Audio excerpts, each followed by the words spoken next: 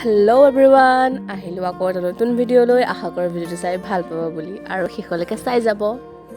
আৰু আজি মই বনাম মোৰ ষ্টাইলত মাংস। ব'লকচোন আপোনালোককো দেখাওঁ আৰু ব'লক তেনেহ'লে ভিডিঅ'টো ষ্টাৰ্ট কৰোঁ। আৰু তেনেহ'লে এতিয়া মাংস বনোৱা ষ্টাৰ্ট কৰোঁ। আলু পিঁয়াজ কাটিলোঁ আৰু মছলাখিনিও ধুনীয়াকৈ পিচি ল'লোঁ। আৰু তাৰপিছত এটা কেৰাহীত দিলোঁ তেল গৰম হোৱাৰ পিছত তাত দি দিলোঁ পিঁয়াজখিনি। আৰু পিঁয়াজখিনি ৰঙচুৱা হোৱালৈকে অলপ ভাজি থাকিলোঁ। আৰু পিঁয়াজখিনি ভাজি ৰঙচুৱা হোৱাৰ পিছত তাতে দি দিলোঁ দুটা তেজপাত।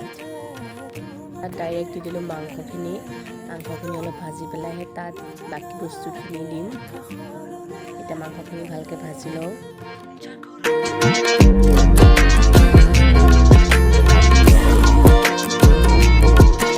আৰু মাংসখিনি 2 মিনিটমান ভাজি তাত দিলোঁ নিমখ। আৰু নিমখখিনি দিয়াৰ পিছত তাত দিলোঁ নৰসিংহৰ পাত কেইটামান। ভাবিলোঁ আজি অলপ বেলেগকৈ বনাওঁ মাংসটো। আৰু লগতে তাত কাটি থোৱা আলুখিনিও দি দিলোঁ।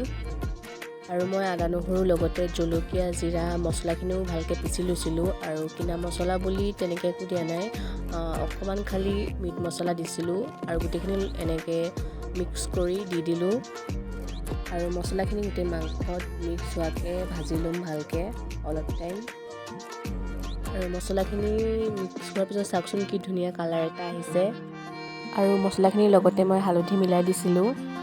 আৰু লাষ্ট ইয়াত এতিয়া দি দিম বিলাহী দিয়া নাছিলোঁ, যিহেতু এতিয়া বিলাহী এটা দিলে কালাৰটো অকণ ভাল আহে, সেইকাৰণে বিলাহী দি দিছোঁ।